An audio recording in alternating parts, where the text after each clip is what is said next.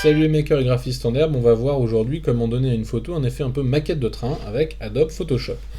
Pour ça, c'est très simple, donc là j'ai pris une photo sur le site Unsplash, donc pour l'exercice qui est plutôt idéal, donc essayez de prendre des photos de maisons, de personnages, de voitures en ville, etc. Photo aérienne, ça marche très très bien aussi.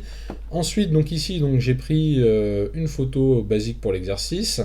Alors normalement, vous avez un petit cadenas ici qui apparaît quand vous ouvrez une photo, vous double-cliquez dessus, ça va faire apparaître, voulez-vous créer un calque 0, voilà, c'est fait. Et ensuite, vous faites Alt et on duplique l'image. Donc là, je vais la mettre par-dessus, voilà, calque copie, donc il suffit de bouger. Ou alors, vous pouvez très bien, vous voyez, mettre glisser, déposer directement sur la petite icône fichier. Alors, ici, je sélectionne mon calque duo et on va jouer avec le masque. Donc le masque, en fait, c'est cette petite icône-là. Là, je n'ai pas de sélection, donc ça n'apparaît pas, mais regardez ici, mon calque est apparu en rouge. Ça veut dire que j'ai activé mon masque. La touche de raccourci, c'est Q, voilà, qui permet de passer en mode masque. Le mode masque, ici, pour la sélection, je vais utiliser le dégradé. Alors, un dégradé avec ici un mode un reflet.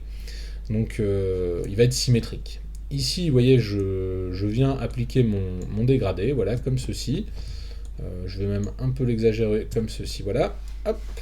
Donc je dézoome, et voyons voir, j'appuie sur la touche Q, et je vois que ma sélection a été faite. Alors vous allez me dire, mais pourquoi il n'a pas fait deux rectangles de sélection? Puisque deux rectangles de sélection ne me permettraient pas d'avoir un effet lissé. Ça ferait en fait deux flous avec un truc tranché net. Donc ce n'est pas l'effet voulu. Ensuite, je vais aller dans flou de l'objectif, hop, voilà. Et dans flou de l'objectif, je vais activer ici le rayon. Alors ici, je suis déjà à 40, donc là, c'est plutôt bien.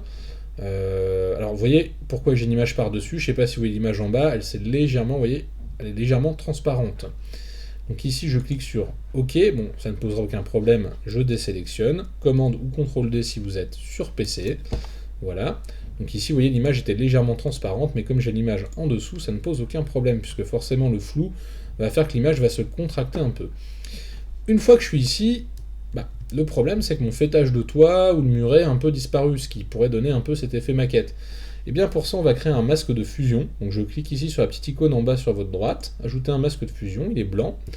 Donc là, tout apparaît. Donc là, ça veut dire que je vais peindre en noir. Donc je vais sélectionner couleur noire et le pinceau. Le pinceau, je vais choisir une épaisseur adaptée ici. Alors, flou, par exemple, arrondinette, si vous souhaitez travailler pour que ça tranche bien. Opacité 100%, flux 100% pour déjà nettoyer la partie haute. Donc ici, je vais choisir une taille plus généreuse. Donc là, je nettoie. Voilà. Alors qu'est-ce qui se passe? C'est qu'en bas, si j'arrive ici sur le muret, je veux pas forcément un truc aussi tranché. Et bien là, je fais un clic droit, je réduis un peu la taille et je vais sélectionner un arrondi flou. Et je vais commencer donc à travailler comme ça. Voilà. Et ensuite, ce que je vais faire, c'est que pour le muret, et bien là je vais réduire légèrement, je vais réduire à 50% les deux, voilà, comme ceci, pour que ça soit pas trop violent. Et je vais passer, vous voyez, comme ça sur l'herbe, et aussi sur mon mur. Hop, donc là je vais commencer, vous voyez, hop, à travailler de cette manière-ci, donc directement sur le mur, voilà. Et quand j'arrive sur une zone qui est un petit peu trop fine, et bien ce que je vais faire, c'est que je vais zoomer, voilà, donc vous pouvez faire Alt et zoomer, zoom. Hop là, j'ai trop zoomé. Clic droit, on réduit l'épaisseur, et ensuite je viens travailler, hop là, oui j'ai compris, on vient travailler directement sur l'image, voilà. Donc là je suis à 50% de l'outil, mais ça me permet d'avoir un truc léger et pas trop puissant. Voilà, hop, limite je vais un petit peu agrandir ici, comme ça je vais refaire le bas du mur, vous voyez. Hop, je repasse. Si ici il y a du gazon qui apparaît que vous n'en voulez pas, on inverse les couleurs avec la touche X, et vous voyez, on peut reflouter à nouveau. Voilà. Tac. Donc je rappuie sur X et je peux gommer à nouveau.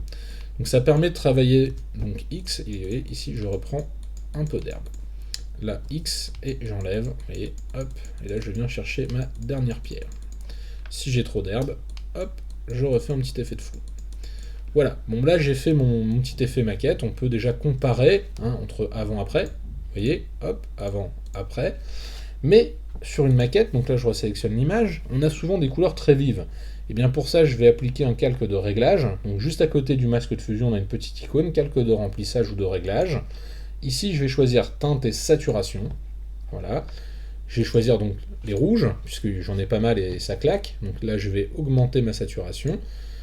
Vous voyez, si je vais à fond, vous voyez ce que ça donne. Alors par contre, pas trop le faire, hein, mais vous voyez, hop, même les fleurs là, elles ressortent bien, c'est chouette. Et ensuite, bon là j'y suis allé peut-être un peu fort. Je vais réduire, voilà. Et ensuite, je vais aller chercher les jaunes.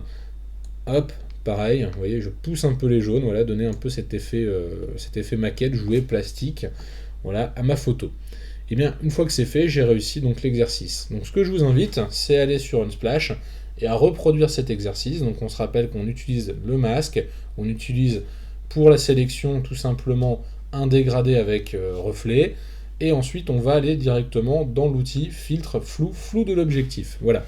On va ajouter après un masque de fusion et un calque de réglage pour éteindre saturation. Vous voyez, c'est assez simple pour avoir ce petit effet maquette de train sur une photo. Voilà. Et bien écoutez, j'espère que ce petit tuto vous aura plu. N'hésitez pas à aller sur le site kerneldesign.net, vous retrouverez les fichiers d'exercice. Et moi je vous dis à très bientôt sur Kernel Design. N'hésitez pas à vous abonner si vous voulez des nouvelles. A très bientôt.